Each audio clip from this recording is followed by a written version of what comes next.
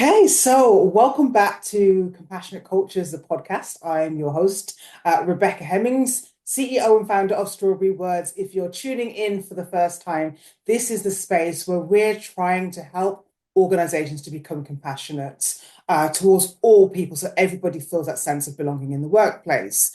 And so I got a guest with me today, Helen Harrison, who is the Assistant Director of Public Health at Birmingham City Council. Welcome, Helen. Thank you. Thanks for having me. You're very welcome. I wanted to bring you on because Strawberry Words has been doing some work with the council around the idea of culture of humility. And for those who are regular listeners to the show, you will know what culture of humility is. For those who are not, I'll give you a very quick overview. Culture of humility is a framework which enables people to really reflect on how they relate to discrimination and racism by committing to lifelong learning about these structures, power imbalances, by educating themselves on other cultures, and also regularly self-reflecting and questioning our own behaviors and beliefs. I just think it's absolutely beautiful and so in line with what we do already as an organization. So we've had the opportunity to deliver a whole range of training with the council. And so I wanted to speak with you to just get a bit more insight and also just to kind of let organizations know what the possibilities are with culture humility. So thank you once again. So I'll get straight to my questions.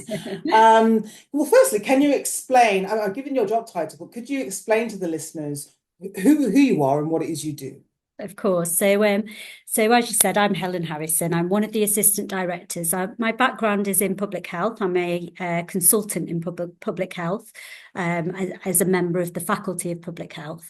And I lead a subdivision within Birmingham's public health team that covers a number of areas of work. So my work includes programmes to improve residents' mental well-being.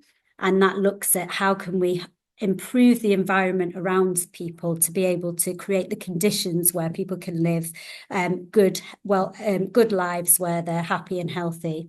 I've also got a team that are doing some great work that's recognised nationally and internationally on looking at how we can change our food system so that it's more healthy and sustainable and nutritious. And they're working with these amazing food legends who are doing great work in their communities to improve growing, to distribute food, to reduce food poverty. Lots of amazing work happening across the city. And then I also have two teams that are very much focused on improving health inequalities in specific groups that have conditions, which means they typically experience worse health outcomes. So that includes one team that looks at our different communities of experience. So these are communities such as people who are homeless, people who are in touch with the criminal justice system, sex workers that often have difficulties using frontline services for various reasons and also suffer stigma and discrimination. Quite often have complex needs. And it's to help them to put in place the pathways for services to be able to support their needs properly. And then we also have a programme which is supporting our different communities of identity. So whether that be faith, ethnicity, LGBTQ+, and looking at the specific factors that are influencing their health outcomes and looking at how we can work across our communities and across the system to improve those. Okay, thank you. So I want to hone in on some of what you were just speaking about, this idea that some groups of people have different health outcomes or worse health outcomes based on their identity and the way in which they live within the community. So we have been, as part of this work that we've been doing with the council, that started with looking at what's known as the BLACHIR report. So the Birmingham and Lewisham African Caribbean Health, I'm never going to forget the I. Inequalities. Thank you, Inequalities Review. Yeah, Thank the you. mouthful. Yes, thank you. Yeah, if I can hand it over for you, for those who don't understand what that is, could you just explain the reason this came about? Yeah, I'll hand that over to you. So as I mentioned, I've got a team that looks specifically at health inequalities in our different ethnic communities. And we know that we have stark inequalities in health outcomes in our Black, African and Caribbean communities. And this was really highlighted during the COVID epidemic, where we really were seeing that our African and Caribbean communities were getting ill quicker, have got higher death rates from COVID. And that was very much not down to any underlying health conditions. It was more aligned to the wider what we call the wider determinants of health, which is influenced by where people live, how much income they have, the jobs that they are doing, and all of those things were impacting unequally on our African and Caribbean communities. So, for example, Black mothers are 5 times more likely to die in childbirth. I mean, how stark is that in this day and age? Horrible. It's very horrible. And we know that our Black people are 4 times more likely to be detained under the Mental Health Act. So they're not being supported with their mental health at an early enough stage to be able to get people into treatment and support, and it's waiting until it's becoming really stark and really impacting their health impact.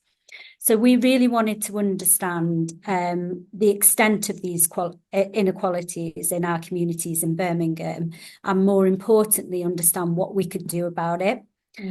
So the BLACHIR review is a partnership with Lewisham Public Health Team, who have the biggest proportion of African and Caribbean communities within their population. That's their biggest ethnic group, and we got the largest number in Birmingham. So it was a partnership built on that, and we undertook the review, which was very much a partnership with academia, but also with the community. So we wanted to be able to triangulate the academic side and also the voices from our communities.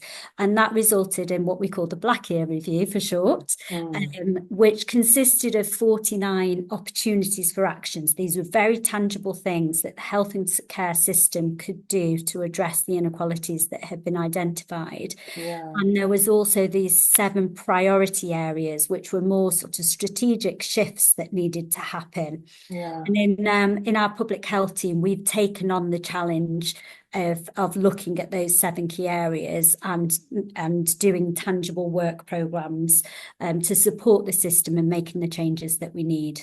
Yeah. And so as a result of that report, one of the recommendations was to roll out training to all frontline staff, which is where we came in. And so the council decided to run this culture of humility and safety training. Why was this deemed important for the council? That it was culture, humility, and safety. Yeah, sure. So one of the key themes that ran through the report was around trust and transparency. There was a lack of trust among our communities in health and care services, born out of systemic racism. And the communities themselves felt that one of the tangible things we could do to improve that trust was if our frontline staff and our leaders were more culturally competent in their decision making and also in their interactions. So we in public health looked at the evidence base for how can we improve cultural competency, what works to do it. And we learned from training that was happening largely in America with nurses and social care staff around cultural humility and safety. And then we also looked at leadership programs from sort of management research as to how we could change leadership cultural competency. So that led to us creating sort of 2 strands of work, one around the cultural humility and safety, which we've been working with you on, which was very much focused on our frontline staff and creating those culturally competent interactions and culturally safe interactions. And then another strand of work that looks at improving the cultural intelligence of our leaders so they're making better decisions when they're designing services and policy. And I must say, I speak about this all the time. I really love cultural humility because of what it says in the title, especially the humility piece. It gets us to really sit back, put our egos to one side and just see the world for how it is, and to keep reflecting on that and doing differently. I think it's really just more accessible for people as well, Yes. because I Yeah. think typically what we used to do is more sort of cultural intelligence type approaches, and Mm. it puts a lot of pressure on people to understand everything there is to know about all the Yes. different ethnic groups in their communities, and that's too big of an ask. Yeah. What we're saying now to people is you can't know everything, so you've got to Exactly. take a culturally humble approach, Yeah. and stay curious, to understand what's going on for your community, stay empathetic and compassionate to that. Yeah, yeah. I could talk so much about this, but I want to stick to my questions. Sorry. Right. So, if you could, so what does culture of humility mean to you over and above what you've just said, you personally? Yeah, so for me, it's ultimately about that respect for difference, Mm. and it's about being aware of that that you will have your own potential for judgment, Mm. and being self-aware enough to recognise when that's coming into play. Yeah. And I think ultimately it's about it's that sort of open heart, open mind, open will. It's Mm. approaching all of your interactions with that in mind. So yeah, staying curious, Absolutely. and compassionate. Yeah. And just to add on to that, if you could communicate one message with all staff about culture of humility, because many haven't taken it yet, many have, but many haven't, what would that one message be?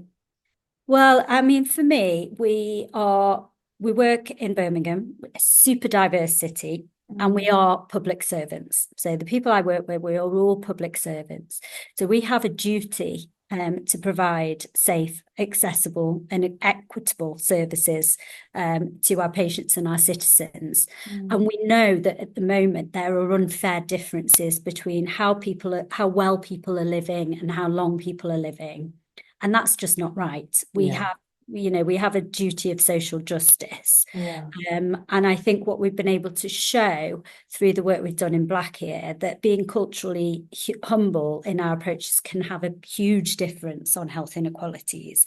So we therefore have a duty to be engaged with it. Yeah. And on that note, what early feedback or insights have you had on how staff are responding to the training?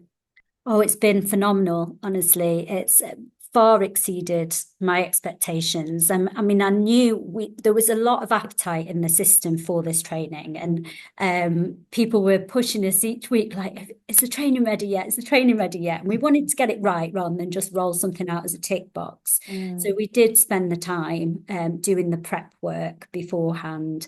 And now the people who have come on the training, they've really appreciated the time to have a safe space and a good amount of time to have Mm. those conversations. So the sort of feedback, I mean, I had, after the first lot of training, some people in my team came up to me and they were like, that is by far the best training I've ever done. Ah. Oh, that's And, amazing. and Okay. then our public health staff are always going to be, really appreciative of training, Mm. and they sort of get why they need to do it. But we've also Mm. had feedback from, other departments, so in adult social care and in our housing colleagues, who are just like, this is a must for everyone. Everyone needs to Mm. do this. Yeah. And we've been using a lot of that feedback to then promote the training to other people. Um, Yeah. and I think it is getting around with word of mouth now, with people saying, you've got to do this training, you've got to do this training. So we're hoping, we've just finished the pilot now, Mm. but we want to keep the momentum and, keep offering this training out until ultimately we get everybody trained every 3 years in it. Brilliant. Brilliant. And what difference are you hoping that the training will have on the culture of the council? So we as a council are very much committed to being an anti-racist, city. Mm. A place where everyone feels safe. And my hope is that the cultural competency training is one step in what is a bigger process, but will lead to more culturally competent decision making. Will build that trust among our communities, and will be felt, because I think a lot of the work that we have done to date has been quite strategic. It's difficult for that to be felt down in our Mm. communities. Mm. But I think this, I'm hoping I'll know we've succeeded when our communities are saying to us that they're having much better Yeah. interactions with their healthcare staff, their GPs, their social workers. They feel listened to, they feel respected, they feel heard, Yeah. and ultimately, as a result of that, they are coming forward to use those services more equitably. Yeah, absolutely. What measures are in place to ensure culture of humility becomes embedded in the workplace? Actually, I think you've answered this already. So the idea is that, and if you want to add anything, feel free. But what I was going to finish by saying is, what measures are in place to ensure culture of humility becomes embedded in the workplace rather than just a one-time training. So you spoke about this idea of it being rolling training, but is there anything else that's happening? Yeah, so we've adopted a train the trainer approach. So Strawberry Ware's been not only providing training but also training some trainers up, and they've gone through an assessment process and they've been provided with quite a lot of support. So the idea is by having that trainer model, we can start rolling it out to a wider workforce. We're also set up. You guys have set up for us the learning hub, so they've got a place to go where they can share their experiences, and we want to look at an ongoing programme of support for trainers to keep them motivated, to keep their skills up to date, and also provide that safe space for them to come and reflect on some of the interactions that they've had, which could be uncomfortable and triggering for them themselves.